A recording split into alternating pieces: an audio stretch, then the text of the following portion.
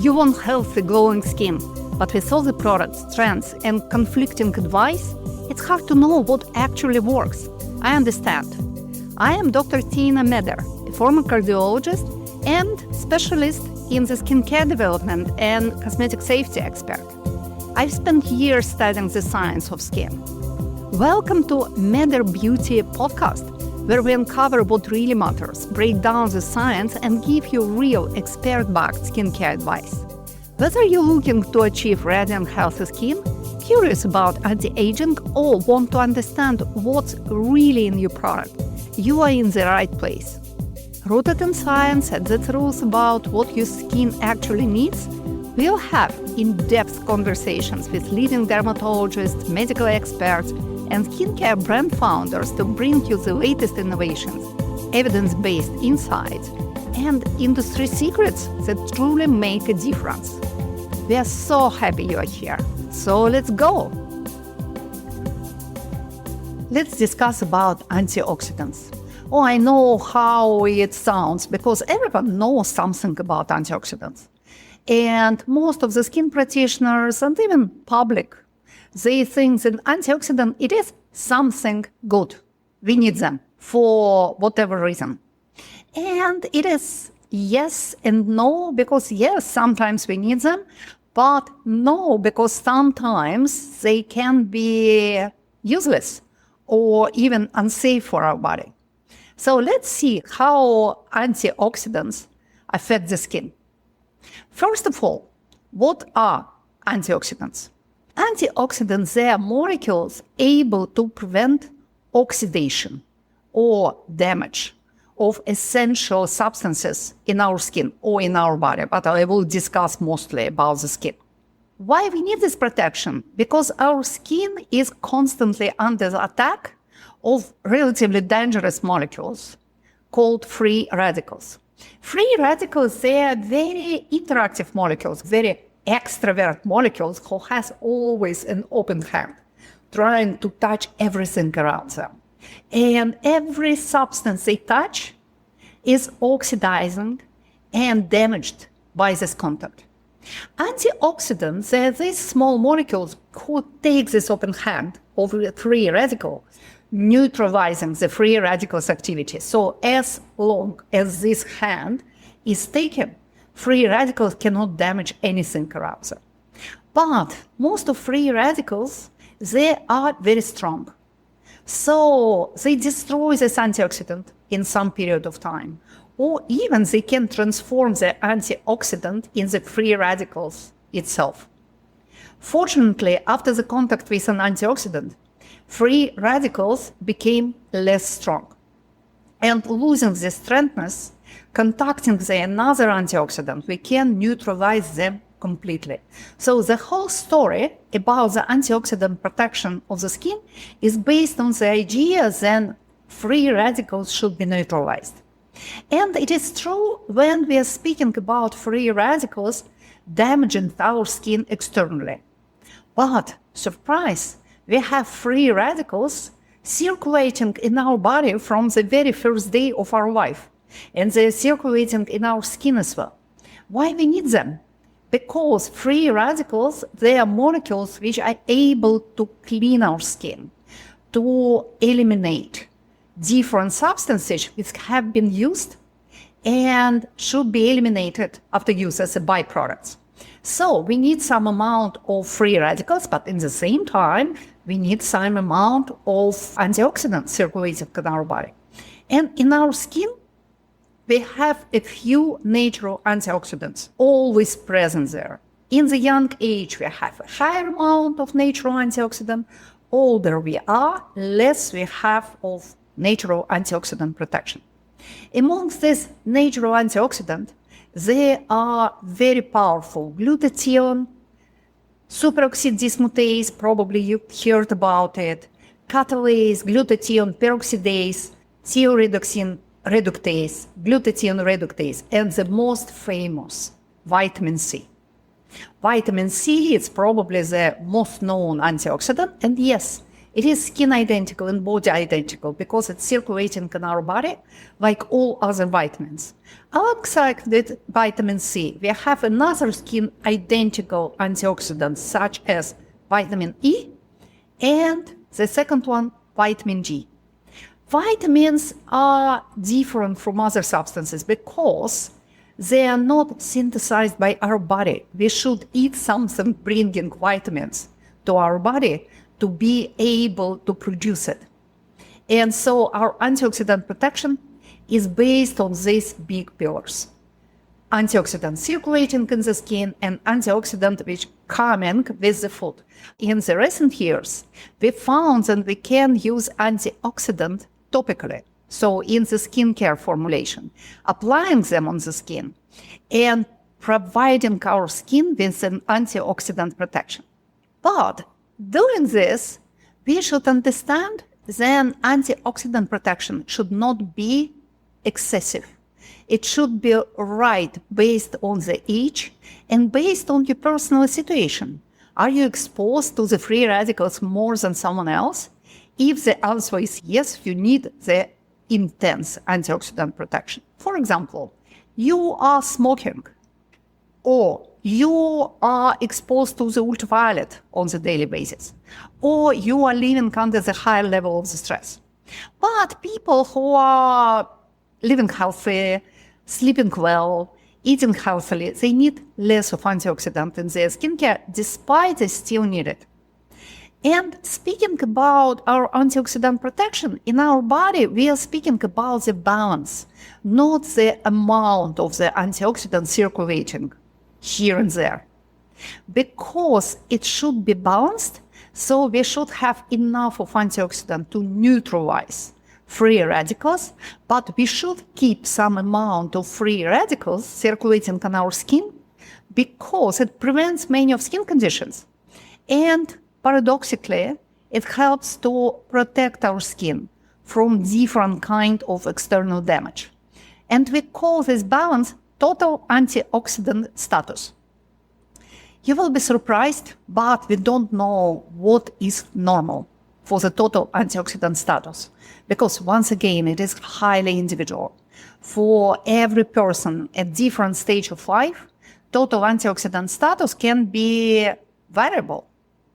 And free radicals are important for health. Despite it, we know that people with the highest level of the antioxidant in their skin and their body, they are healthier than people with a higher level of free radicals in their body. So higher antioxidant status somehow correlate with the skin health. Good example, it is a chemotherapy. In cancer patients, and especially in cancer patients undergoing the chemotherapy, they have an extremely high level of free radicals in the body and in the skin. And if we offer some antioxidant protection to the skin in this period of life, we see simultaneously the decrease of level of free radicals and the improvement of skin barrier, the improvement of skin comfort, elasticity, and the skin health altogether. So, apparently, free radicals, they are very much related to the inflammation, to the oxidative stress, and to development of many different skin conditions. What can increase the level of free radicals in your skin? Ultraviolet, first and foremost. It is a key factor leading to the increase of free radicals, and free radicals damage different skin structures, including skin cells and including skin DNA, but also smoking, air pollution, and some unexpected events like obesity and the overweight, the pro-inflammatory skin condition, very closely related to the higher level of the free radicals. Low physical activity, some inflammation in any of your organs. For example, if you have some inflammation in your mouth, if you have the ear inflammation, it will increase the level of free radicals in your skin as well. So if anything is inflamed, your skin will be inflamed and your skin will be attacked by the free radicals. And also it will be the diet. Western diet, based on the higher level of sugar, higher level of red meat, higher level of cow milk and proteins themselves, is related to the higher level of free radicals activity and higher level of inflammation. That's why, by the way, we don't recommend to eat like we used to eat the Western diet for patients suffering from acne or rosacea. But actually, it's not good for anyone. And free radicals activity is increased naturally with an age process. It is age-related changes, but the significant increase of free radicals activity is observed in people older than 60, 65 years in both sexes. Also, there are some changes in the skin which can increase the free radical activity in the skin and provoke the change of antioxidant status. First, it is excess of molecules which we call chromophores in the skin. So molecules which can scavenge the light and especially ultraviolet radiation. And it is a pigment, melanin. So if your skin is more tanned in response to the ultraviolet radiation, it has higher free radicals activity. You need more of antioxidants.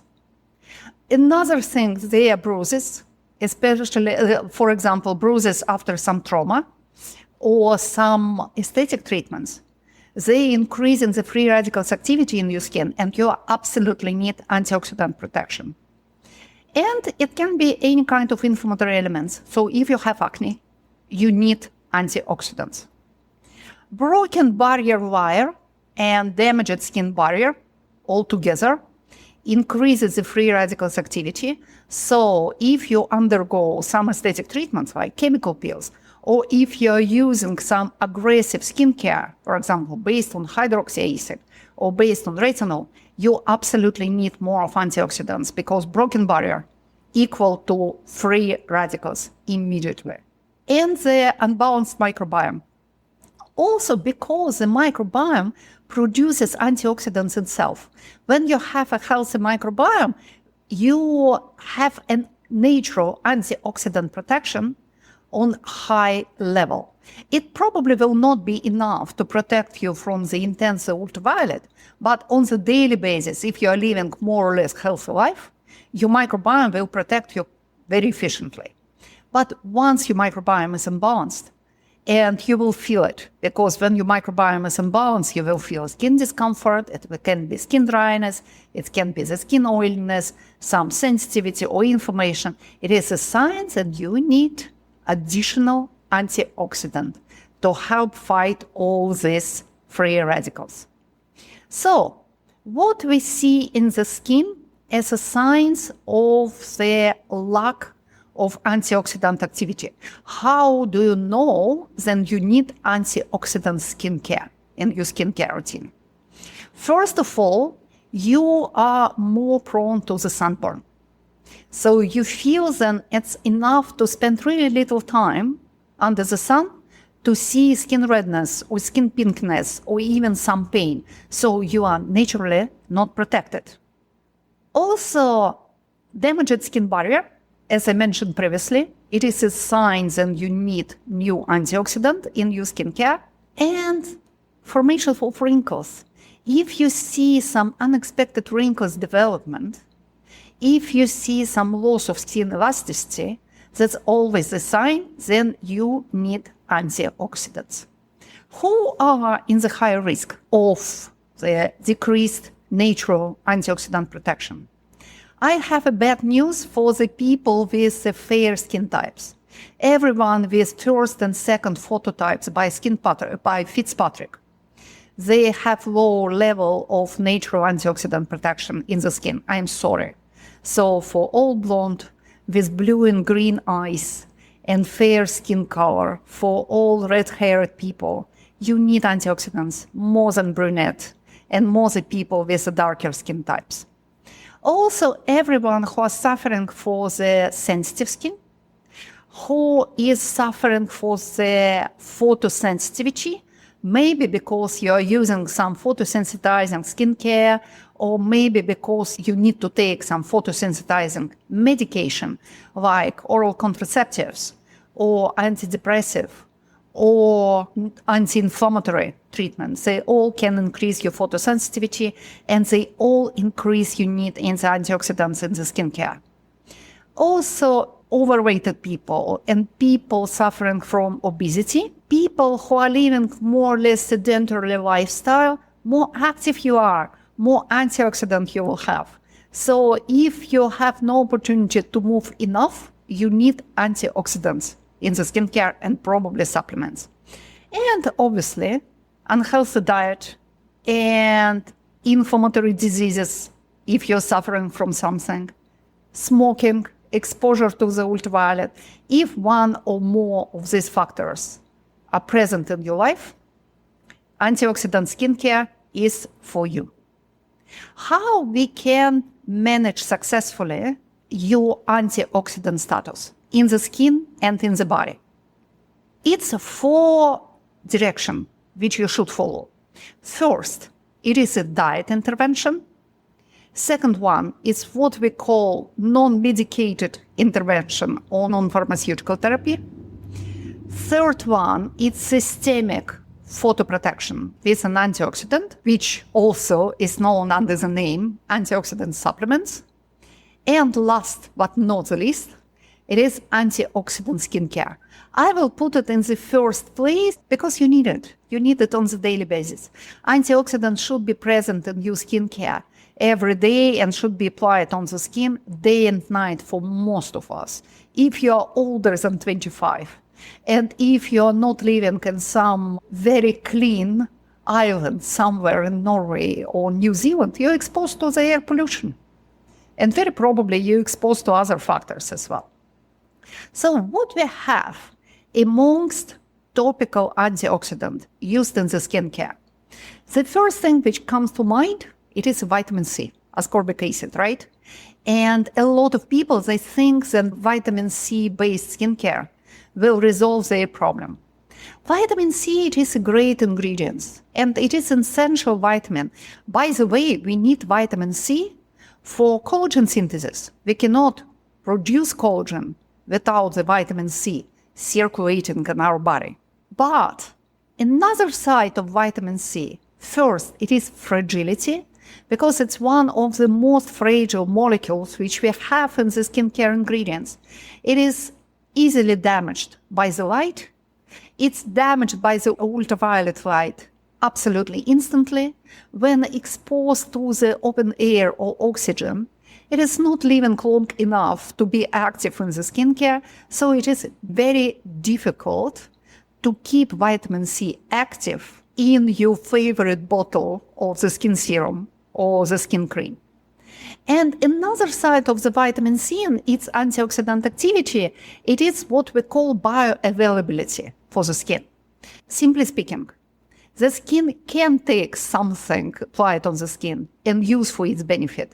But there are some substances which skin just cannot take from the skin surface, even if it penetrates into the skin deep. And vitamin C, it's one of its substances which are not very bioavailable for the skin when applied on the skin surface. Why?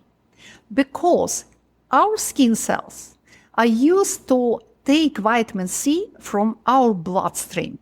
And if you have sufficient level of the ascorbic acid of vitamin C circulating in your blood, all skin responsible for the interaction with the vitamin C, they're busy because they are contacting and interacting with vitamin C, which is already here.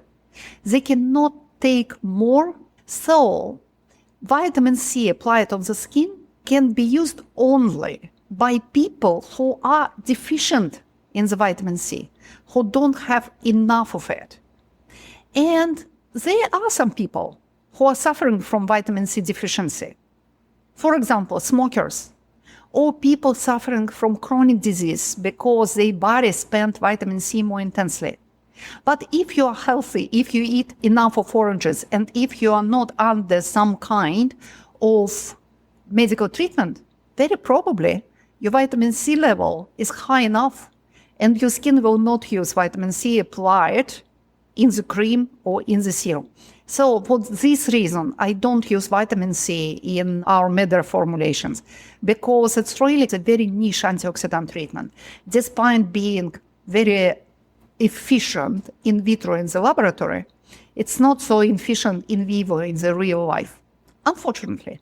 But fortunately, we have a lot of other antioxidants which we can use for skincare. All antioxidant used for the skincare, we can split to two big categories. First, there will be water-soluble ingredients, which are good to go to our serums and gel and very lightweight gel-like moisturizers. And another category, surprise, very small one, they are fat-soluble. So they can be placed in the moisturizers and creams. And to be placed in the moisturizers, we have mostly two fat-soluble vitamins, vitamin E and vitamin D we don't use in the skincare now. There are some new forms of vitamin D which will come probably on the market in the upcoming years, but for now we are limited with vitamin E, tocopherol. It is an amazing antioxidant which is able to protect cellular membranes, and for these reasons it's used quite intensely in the skincare.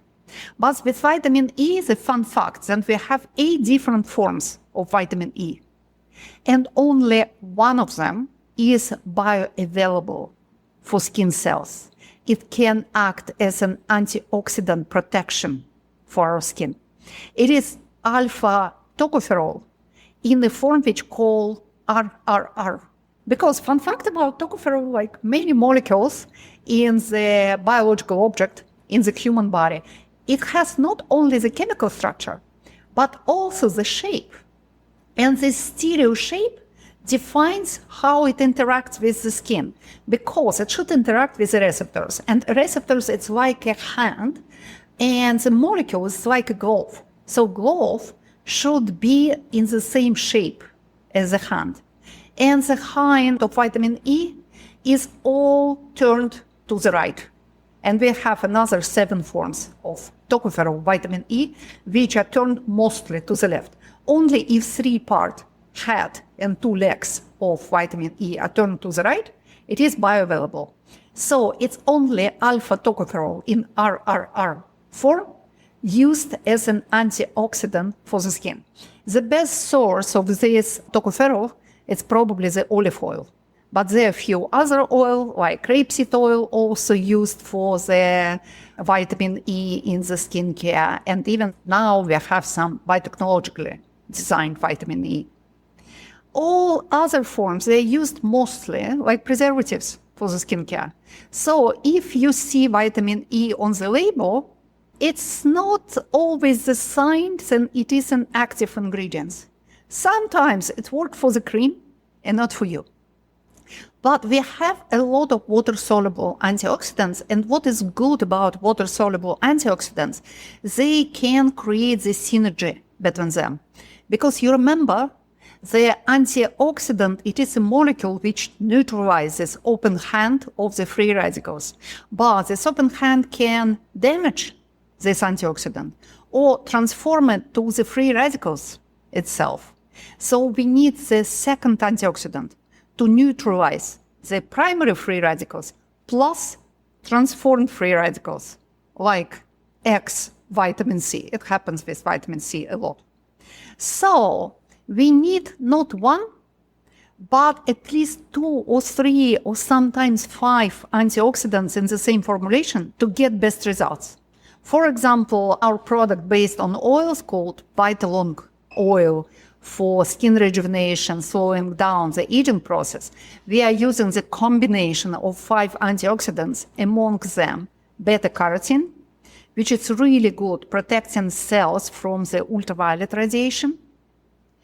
Another antioxidant, that's vitamin E, alpha tocopherol. Also, we are using the antioxidant derived from the wild seed carrot seeds, which protect DNA of the cells, and rosemary extract. Rosemary extract is an amazing, unique molecule rich in L-carnosic acid, and this carnosic acid can interact with free radicals 8 times. It is a champion of the antioxidant protection because actually rosemary extract could neutralize 8 free radicals in a row. It's very powerful long chain. So when we're using them all together, we can get this long-lasting antioxidant protection. But also we have such a beautiful antioxidant, coenzyme Q10, which is also used in the lipid forms, in the creams and moisturizers, and it is very efficiently protects mitochondria, energy station of the skin from the free radicals damage. The problem with coenzyme Q10, then first of all, it's fragile, not as fragile as vitamin C, but still fragile. And also coenzyme Q10 is yellow. It is a yellow pigment called ubiquinone. So when you add coenzyme Q10 in the high enough concentration in your skincare formulation, it will be yellow or yellowish cream or moisturizer, potentially coloring your skin in slightly yellow tone. No one likes it, so it's very difficult to work with coenzyme Q10 in the skincare. If the cream labeled by coenzyme Q10 is still white, so it is a low concentration of coenzyme Q10 there, and I will not count on the high level of the antioxidant protection. Also, we have 2 amazing antioxidants. First, it's vitamin B3, niacinamide. It's very efficient antioxidant, also protecting mitochondria and helping to protect lipids from the oxidation and stimulating fibroblasts, so it is collagen booster and antioxidant in the same time. Resveratrol, derived from the red grape, it is rejuvenating antioxidant, especially good for the aged skin because it helps to protect fibroblasts specifically, and also it acts like a collagen booster. One of the really good antioxidant with anti-inflammatory action is epigallocatechin, derived from the green tea extract. And it is very powerful, and another antioxidant from this group, anti-inflammatory antioxidant, it is aloesin derived from the aloe vera extract. That's why green tea and aloe are used so often in the anti-acne formulation and anti-inflammatory formulation, addressing the sensitive skin. What we have more, we have Centella asiatica, also anti-inflammatory, helping to reduce skin redness, helping to restore natural skin barrier and reduce the skin sensitivity, protecting immune cells from free radicals activity. We have caffeine, which is really good in protecting mitochondria, but also it's protecting immune cells, and it protects capillary very efficiently. Astaxanthin, zeaxanthin, and lutein, they are also protecting capillary, and actually they are used in the supplement also, mostly for the eye health, but we use it in the skin care to protect our capillary, to protect reddening skin, and also to protect sensitive skin. We have a lot of bioflavonoids derived from different berries. My favorite is probably blueberry. Blueberry is rich in lutein, astaxanthin, zeaxanthin, and other antioxidants. And it's really efficient to protect all structures in the skin and calm down the skin inflammation. Many of citruses, they contain a lot of flavonoids, also able to protect the skin, but also citrus extract can be photosensitizing in the same time, so you should be careful. Me personally, I prefer to use antioxidant complex derived from the citrus extract, not the citrus extracts themselves. And surprisingly, probiotics and prebiotics can provide the skin with an antioxidant protection. That's slightly different mechanisms, because with probiotics, when we are using some lactic flora like lactobacillus or lactococcus, they have antioxidant activity themselves. And when transplanted on the skin, they help to promote the growth of lactic flora on the skin at the same time, producing different kind of antioxidant molecules, improving and increasing the natural skin antioxidant protection. Prebiotic, which we use to promote the growth of beneficial microflora, can be antioxidants themselves because we are using a lot of different kind of oligosaccharides, which sometimes they are derived from plants, like Mexican water chestnut, yacon. We use inulin. We use oligosaccharides from xylitol. And all of them, they offer us microbiome support and antioxidant protection at the same time. So you see, we have a lot of products which are addressing antioxidant protection of the skin. The question is how to use them properly. And I always recommend to introduce into your skincare routine at least one water-soluble antioxidant product. And for me, the best choice is the antioxidant serum, which can be different for sensitive skin. Sometimes you can use even for skin brightening because, for example, blueberry extract, licorice extract, resveratrol, niacinamide, all of them, they brighten the skin. They help to control the skin pigmentation. Another product can be better for aged skin, containing all this anti-aging antioxidant like resveratrol, once again, but probably anti-inflammatory as well, like plant stem cells or Centella asiatica. So at least one of the water-soluble product should be in your skincare routine on the daily basis. Because cream and moisturizer just cannot contain the whole cascade of all antioxidants your skin needs. So you need both of them. So for me, the most minimalistic skincare routine is based on 3 steps. First, it will be a gentle microbiome-friendly cleanser. Step 2, it will be water-soluble antioxidant protection, like antioxidant serum, based on your skin types and your skin age, maybe your skin needs. And the step 3, it will be the moisturizer, based on your skin type, so helping your sebum glands to control the sebum production, and enriched with antioxidants like alpha-tocopherol, coenzyme Q10, or some other fat-soluble antioxidants. And remember, we have less of them than we have water-soluble antioxidants. So, antioxidants, it's a necessary part of your skincare routine and your skin protection. But skin has 2 sides. And for the external side, we can apply antioxidant product on the skin surface. But inner side of the skin needs protection as well. And how we can provide the inner side of your skin with the protection? First of all, with a healthy diet. Antioxidant diet is very easy to recognize. And actually, antioxidant diets, that's the most beautiful plate you can create for yourself. Because all natural pigments have antioxidant properties. So when you see these beautiful vegetables of different colors of green, or probably purple and red, when you see greens, spicy, and fruits and legumes in all colors, that means that they are good for you. They have enough of antioxidant to protect your skin and to protect your body. So if you want to eat healthy, if you want to get enough of antioxidants in your food, eat colorful. And just to remind you, then World Health Organization recommend to eat at least 5 vegetables and fruits every day. And I think we can do even better. We can eat more. So try to eat at least 1 berry, at least 2 kinds of fruits, and 3 kinds of vegetables every day. And salads is always a good idea for lunch and for the dinner.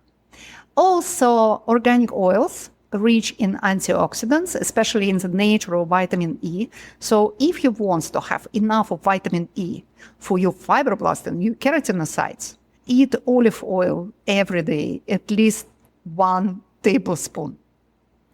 Good surprise, coffee is rich in antioxidant. Caffeine is very natural antioxidant, so 2 or 3 cups of espresso or coffee or you test. It's also a good idea. Green tea, but also the black tea are also rich in antioxidants. And red wine and dark chocolate. So you can and drink a little bit of them too, staying moderated. Obviously, moderation is a key to your health protection. Also, I am asked very often about antioxidant supplementation, and we don't have the right answer. It's not the solution fit all. But I always recommend the antioxidant supplementation for people know that they will be exposed to the ultraviolet. For example, if you live in the very sunny geographical area, like Florida or California, or Spain and Greece and south of France, or Australia, you will be exposed to the very intense ultraviolet radiation during sunny period of the year. And in some part of the world, it can be like 12 months in a year. And very probably you need additional antioxidant protection, even if you eat healthy, even if you are using antioxidant skincare. It can be a good idea. The simplest antioxidant supplementation, it is vitamin C, which is very well digested and can be well absorbed by the body. And another problem is that if you are not really deficient in the vitamin C, very probably the supplementation with vitamin C will not be super useful for you. But still, it's safe and it can bring you some antioxidant support, especially when you're exposed to the flu season. It can be good because vitamin C is very good for the immune system and for your skin health. Vitamin E, it's always a good idea, especially for women in their 40s and later, because vitamin E helps to protect membranes from the oxidation, but also vitamin E can help to maintain the healthy level of estrogens circulating in your body, and especially circulating in your skin, and also it helps to maintain the higher sensitivity of skin to the rest of estrogen circulating in the body. And another simple antioxidant, especially good for the sunny season, it is a beta-carotene. Beta-carotene, it is a precursor of vitamin A. We don't recommend take vitamin A as a supplement because it can be toxic. It's easy to overdose. But beta-carotene, it's safe, efficient, and really good for the skin. And also, I always recommend to use beta-carotene supplementation for people living in the Nordic country and planning to go on holidays, at least a couple of weeks before going to the sun holidays. Take beta-carotene is always a good idea because it helps to increase the natural ultraviolet protection of the skin. Same thing we can say about lycopene. Astaxanthin is also used in the sun supplementation. Lutein, zeaxanthin, they are used in the eye health supplement and sun supplementation as well. And very specific sun supplementation is based on the Polypodium leucotomus ingredients, and it really helps to suppress specifically ultraviolet-induced free radicals. So if you see it somewhere, I recommend it highly. Polyphenols derived from the green tea, derived from the pomegranates, resveratrol derived from the red grape, and all these plants can be used as extract in the supplementation as well. And vitamin B3, niacinamide, once again, coenzyme Q10, exactly like in the skincare, it can be used in the supplement, protecting your skin from the ultraviolet and helping you to maintain the healthy total antioxidant status. So it is not very difficult to protect your skin from the free radical damage. And I think that we all need it, especially in the skincare. If the oral supplementation is under the question, that healthy diet, active life, and antioxidant skincare, they should be essential. So if you're just building your skincare routine, remember, you should find the great water-based antioxidant serum for you. And I recommend Midder serum because really they're so good. We have specific serum for sensitive skin and serum for resilient skin. Both are amazing, but also you can look into other products on the market. And remember that your moisturizer and your sunscreen also should be enriched with antioxidants. Thank you for joining us today on the Midder Beauty podcast. If you found this helpful, be sure to subscribe so you never miss an expert skincare tip. Have a question or topic you'd like for me to cover? Send me a message at podcast@midderbeauty.com and let's keep the conversation going. Also, you can visit midderbeauty.com and discover Midder Skincare, which I created. And if you enjoyed the show, I'd love if you left a review. It helps others find the podcast and keeps us growing. Until next time, stay healthy, stay glowing, and take care of your skin.